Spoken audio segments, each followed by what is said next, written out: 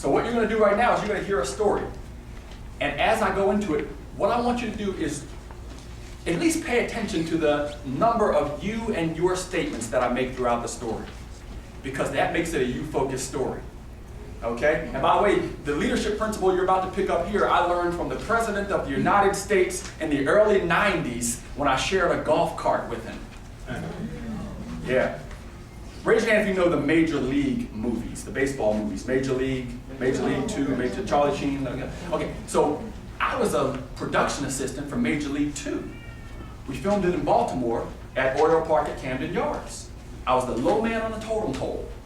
And one day, one of the assistant directors came up and he said, "Valentine, I need you to get a baseball bat for Dennis Haysbert." He's in good hands. So I ran over and I jumped on the golf cart that we always get on to get things. And as I looked over beside me, I was sitting face to face with the President of the United States of America, Martin Sheen. Now,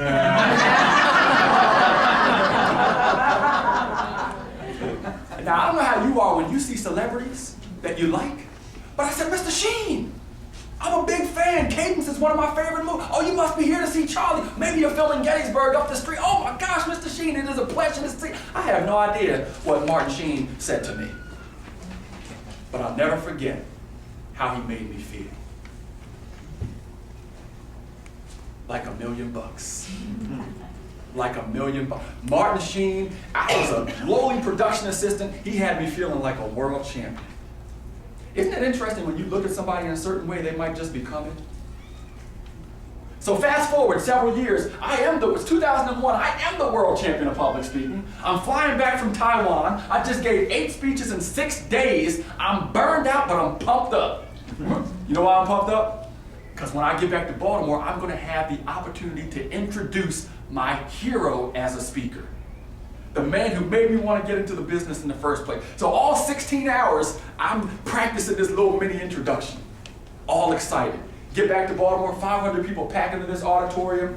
I get in there, and then I go out in the hallway just to catch my breath, right? Who's in the hallway? Martin Sheen. Not Martin Sheen. Not Charlie Sheen. But the speaker. Just me and him. My heart's fluttering because he means so much. I ran up to him, I said, "I'm Craig Valentine, I'm going to be giving your introduction today. I'm the world champion. I'm just so excited. You're the man who made me want to get into this business in the first place. Thank you so much for being here."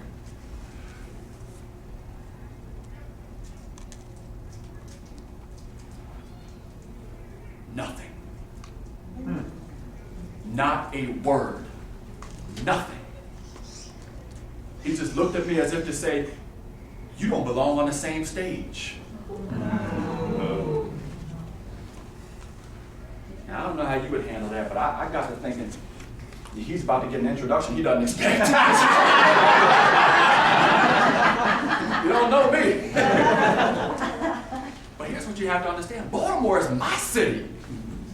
And before I introduced him, they introduced me. And when they introduced me, 500 people leapt to their feet. They're going crazy, clapping and cheering, because I'm their world champion, right? So all of a sudden, I'm pumped up again. I'm like, "Yeah, I'm bad. I'm bad." And I start walking up. And as I'm walking up, I walk past the speaker. And he's looking at me like, and I didn't say anything. I wanted to snap him up, but I didn't. And I walked up to the front, and I started giving him the best introduction that I could, got everybody fired up to hear him. He comes up on stage, I hug him, I said, "God bless you." He said, "Well, God bless you." And you know what I thought? Maybe he didn't see me in the hallway, even though we were the only ones out there. Maybe he was nervous and caught up in his thoughts, even though he's done this thousands and thousands of times. In other words, I was making excuses for him.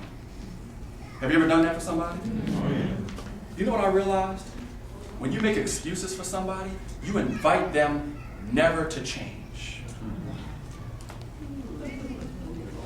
And I was making excuses. That is, until I sat down in the front row with my wonderful wife and looked up, and the very first thing the speaker said from the front of the stage was, "Oh, Craig, I didn't know that was you out front." And that broke my heart. Because it made me realize he knew exactly what he did to whoever he thought I was. Right. And I don't care if you're the lowly production assistant or you are the world champion of public speaking, you don't treat people that way.